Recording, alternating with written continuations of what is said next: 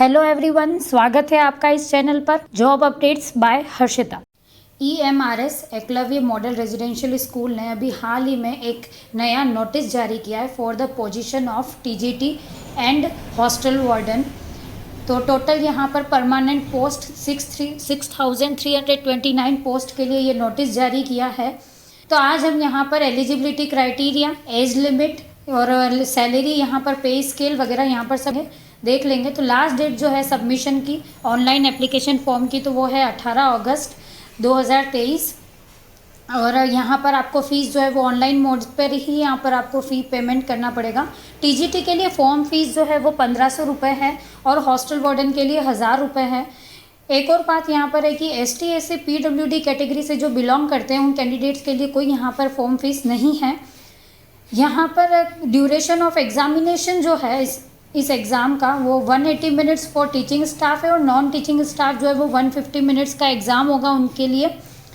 अब हम यहाँ पर देख लेते हैं कि कितनी वैकेंसीज़ हैं।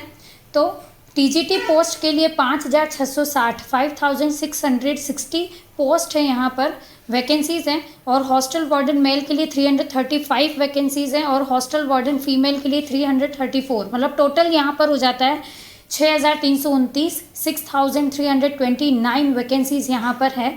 और यहाँ पर आप देख सकते हैं कि TGT ग्रुप B के लिए जैसे सब्जेक्ट्स है तो उनके लिए अलग अलग यहाँ पर कैटेगरी वाइज वैकेंसी मेंशन्ड है।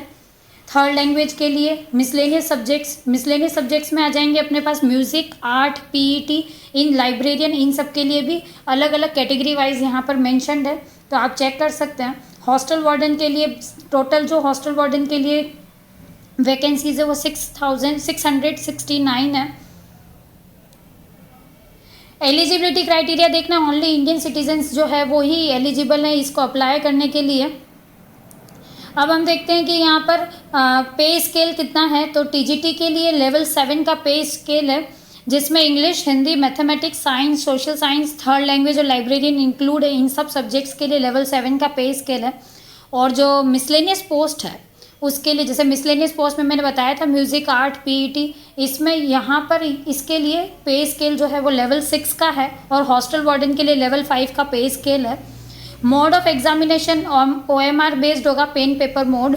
और एग्ज़ाम पैटर्न 120 मार्क्स का ये एग्ज़ाम होगा और ऑब्जेक्टिव टाइप का, और लैंग्वेज कॉम्पिटेंसी टेस्ट भी होगा 30 मार्क्स का TGT के लिए।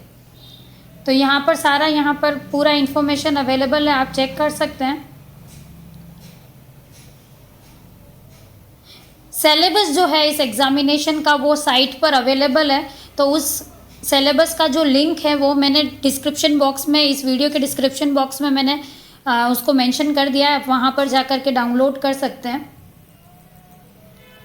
अब बात आती है कि यहाँ पर एज और इसेंशियल क्वालिफिकेशन और एज लिमिट की बात आती है। तो एज लिमिट जो है वो TGT के लिए नॉट एक्सीडिंग 35 ईयर्स और एज रिलैक्सेशन जो है वो as per government of India rules है। इसेंशियल क्वालिफिकेशन जो है वो या तो 4 इयर्स का इंटीग्रेटेड जो कोर्स होता है regional college of education of NCERT से, या तो वो किया हुआ हो, या फिर बैचलर ऑनर्स डिग्री हो, या फिर आपका ग्रेजुएशन होना चाहिए किसी भी रिकॉग्नाइज्ड यूनिवर्सिटी से और इन कंसर्न्ड सब्जेक्ट में, जिस सब्जेक्ट के लिए आप अप्लाई कर रहे हैं। एक और बात जो मैं यहाँ पर बताना चाहती हूँ कि TGT में अगर आप अप्लाई करें तो सिर्फ आप एक सब्जेक्ट में ही अप्लाई कर सकते हैं। मतलब अगर आप मोर सब्जेक्ट के लिए एप्लीकेबल है, लेकिन फिर भी आप एक ही सब्जेक्ट के लिए यहाँ पर अप्लाई कर सकते हैं।